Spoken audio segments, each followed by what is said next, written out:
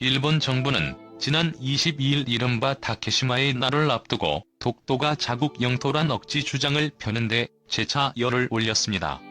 최근 우리 군 당국이 일본 자위대의 독도 침공 시나리오 등이 담긴 내부 문건을 작성했다는 언론 보도가 나오자 일본 방위성이 사실이라면 전혀 받아들일 수 없는 일이라고 주장하며 반발하고 나선 것입니다. 기시 노부오 방위상은 회견을 통해 해당 보도에 대한 기자들의 질문에 다케시마는 역사적 사실에 비춰서도 또 국제법상으로도 명백한 일본 고유 영토라면서 이 같은 입장을 밝혔습니다. 이어 다케시마를 놓고 한국 측에서 일본 측이 군사적 위협을 높이려고 한다는 인식을 갖고 있는 거라면 그런 인식은 전혀 사실무근이며 극히 유감스러운 일이라고 언급했습니다. 일본 정부는 독도가 1905년 다케시마란 이름으로 시마네현에 편입 고시된 일본 고유 영토라며 한국이 불법 점거 중이라는 억지 주장을 내세우고 있습니다. 특히 일본 정부는 지난 2013년부턴 다케시마의 시마네현 편입 고시를 기념하는 시마네현 주최 다케시마의 날 행사에 매년 정부 차관급 인사를 파견하는가 하면 외교청서, 방위백서 등 정부 공식 문서상에도 반복적으로 독도를 자국 영토로 표기, 매번 한국과의 갈등을 유발하고 있습니다. 일본 정부는 독도 인근 해상에서 실시되는 우리 측의 군사훈련이나 해양조사 활동은 물론 한국 유명 인사들의 독도 방문 때도 매번 한국에 항의하고 있습니다. 한일 양국은 지난 2006년엔 독도 인근 해역에서 해양조사를 실시하는 문제를 놓고 마찰을 빚었으며 이 과정에서 우리 해양경찰청과 일본 해상보안청 선박이 서로 대치하면서 무력 충돌 직전 상황까지 간 적이 있습니다. 이후 일본 방위성은 2019년 방위백서에서 외국 군용기가 독도 상공을 침범했을 땐 자위대 전투기를 출격시킬 수 있다는 취지의 서술을 해 우리 정부로부터 항의를 받기도 했습니다. 내년 중 일본 등 동아시아에 파견될 영국 퀸 엘리자베스 항공모함 전단이 한국을 방문하는 계획이 추진 중인 것으로 알려졌습니다. 퀸 엘리자베스급 항모의 방한 추진은 처음 있는 일이며 퀸 엘리자베스 항모 전단의 이례적인 동아시아 파견은 중국을 견제하려는 미과 일본의 대중 전략에 부응하는 성격이 큽니다. 하지만 우리나라까지 방문하려는 것은 한국 정부와 군이 추진 중인 경항모 계획에 적극 참여하려는 영국의 희망이 반영된 것이라는 해석이 나오고 있습니다. 한국 정부와 군은 영국 측의 요청을 수용할지에 대해 아직 결론을 내리지 못한 것으로 알려졌습니다.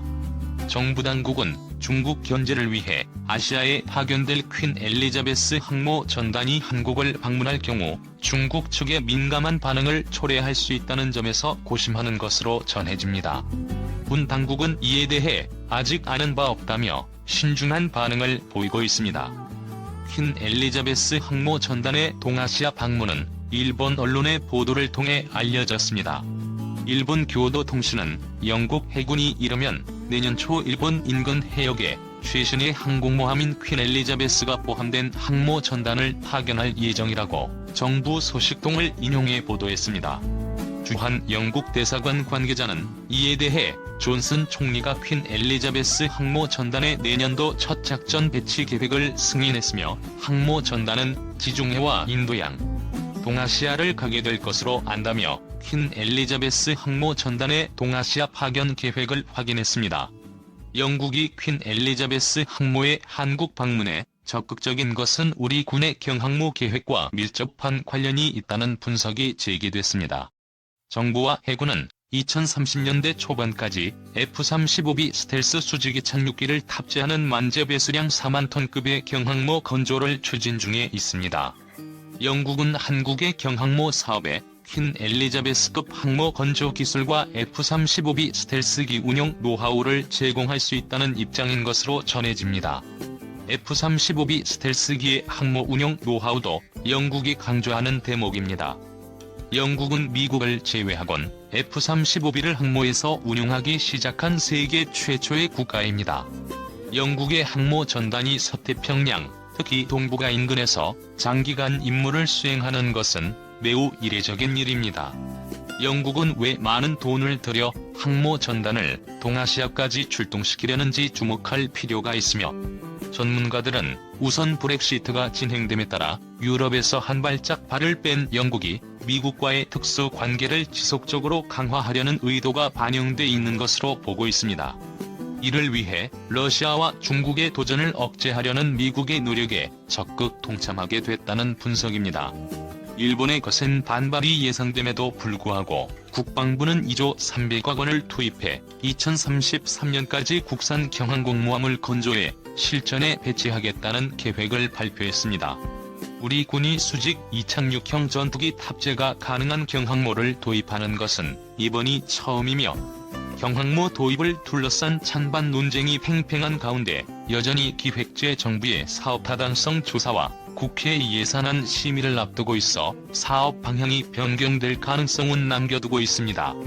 국방부와 방위사업청은 서욱 국방부 장관을 위원장으로 제133회 방위사업 추진위원회를 열고 다양한 안보 위협에 신속히 대응하고 분쟁 예상 해역에서의 도발을 억제하기 위한 한국군 최초의 경항공모함을 확보하는 사업이라며 경항모를 국내 기술로 건조해 전력화하기로 결정했습니다. 사업기간은 내년부터 2033년까지로 이번에 의결된 사업비는 2조 300억 원에 달합니다. 해양 분쟁 상황이 발생하면 경항모가 전개돼 해상기동부대의 지휘함 역할을 수행하게 됩니다. 해당 경항모 사업은 국방부가 2019년 2020에서 2024년 국방중기 계획에서 개념 설계 계획을 반영한 이후 2년 만에 확정됐습니다.